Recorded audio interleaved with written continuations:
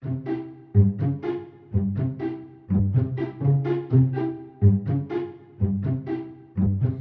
everyone, it's Kristen from Baby Padawana Knits, here today with terrible nail polish to show you 3 different ways to work a double decrease.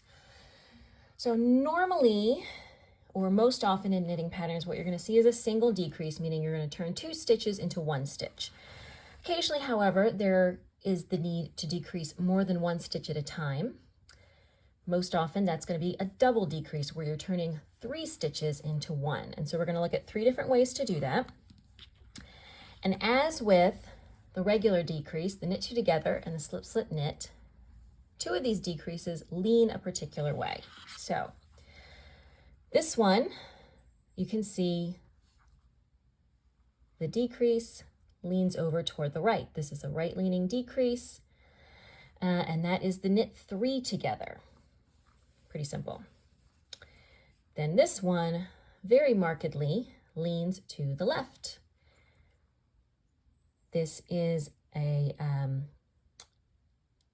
slip 1, knit 2 together, pass a slip stitch over, decrease. And then in the middle, I'm going to show you what is referred to as the centered double decrease. And you can see this one creates a column of stitches in the center when you stack them on top of each other, not leaning one way or the other, just the stitches surrounding it lean into it, and it is a straight column of stitches. So this is a more decorative one that you might use to actually purposefully create a column of stitches with your decreases to look nice and add a special detail to whatever it is you're working on. So let's go ahead and get started. As I said, the first one is a knit 3 together, and as you might expect, you will knit 3 stitches together. Nothing super difficult here. Let's get to the right spot. Now I have stacked these all on top of each other so that you can see what it looks like when they're stacked up. When they're not stacked, if you're just using them for shaping, then this is not going to be so pronounced, but again, it is still going to lean, the decrease stitch itself is going to lean over to the right. So normally knit 2 together, you knit 2 stitches together. This time you're going to knit 3 together. So insert the needle from the front into 3 stitches at the same time and knit them together. Pretty simple.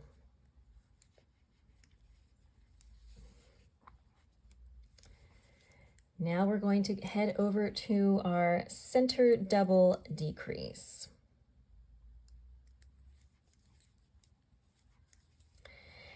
Now, when you are doing the center double decrease, if it is only for decorative purposes to create this column, you're also going to be increasing at the same time so that you get the decorative element of it, but you're not changing your number of stitches. But in this case, since we're just demonstrating, I'm just going to knit right over to that spot and show you how this one is worked. Okay, so the center double decrease, if you are stacking these, then you're going to work to 1 stitch before you see this column of stitches. Sometimes you might mark it with a stitch marker so it's easier to notice, but it's pretty easy, pretty apparent just looking at it. So 1 stitch before the column of stitches. You're then going to insert the needle into 2 stitches and slip them both together to your right needle. You will knit the next stitch, and then you will insert your left needle into both of those slit stitches that you slipped in the front here, and just pull them over the stitch that you knit. And you can see there they both are, and that's going to form this column of stitches. So again, slip 2, I'll undo and redo, how's that?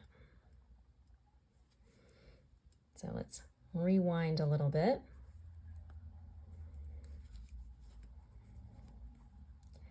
And you will often see this decrease abbreviated CDD for center double decrease.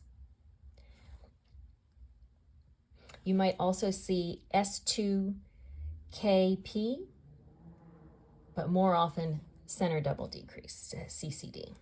All right, so you're going to work to one stitch before where the column is. You're going to insert the right hand needle into the next 2 stitches and slip them together knitwise over to the right hand side. Knit the next stitch, then insert your left needle into both of the slipped stitches and pull them over and off the needle over that stitch that you knit. And that is the center double decrease. And then the last one is very similar, but looks different and is a left leaning.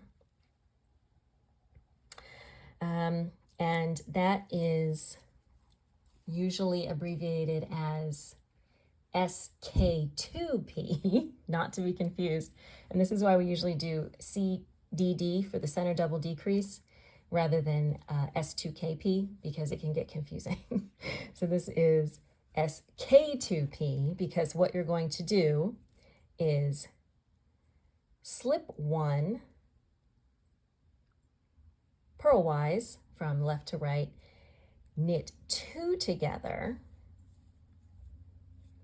and then pass the slipped stitch over the knit 2 together and off the needle. And you can see that makes this very distinct left leaning decrease. All right, so rewind again, slip the stitch from left to right, knit the next 2 stitches together, just like a normal knit 2 together, and then put the left needle into the slip stitch, pass it over the knit 2 together and off the needle to make that very distinct left leaning decrease, or left leaning double decrease in this case.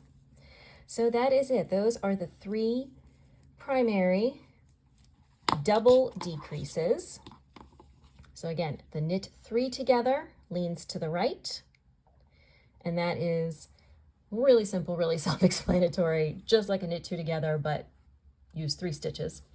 The center double decrease, which is often decorative and involves passing 2 slipped stitches over 1 knit stitch. And then the left leaning Sk2p usually is the abbreviation, which is slipping 1 stitch over a knit 2 together to create that distinct left leaning shape. So there you have it, 3 double decreases for when you need to decrease 2 stitches at a time in your knitting, or to make 3 stitches become 1 stitch. I hope you found this tutorial useful, and I will see you again soon in another video.